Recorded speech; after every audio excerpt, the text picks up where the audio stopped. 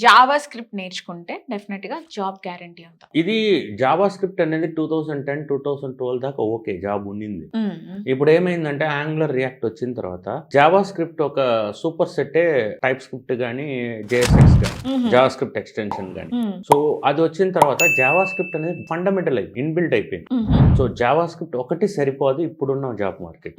Either you have to learn a TypeScript or JSX JavaScript extensions to build React frameworks or Angular frameworks నేర్చుకుంటే Angular or React must and should you will have a opportunity. Okay. So coding రాకపోయినా web development నేర్చుకోవచ్చు. HTML Java script normal website చేయడానికి okay. Okay. Web development అనేది వేరు, website అనేది వేరు.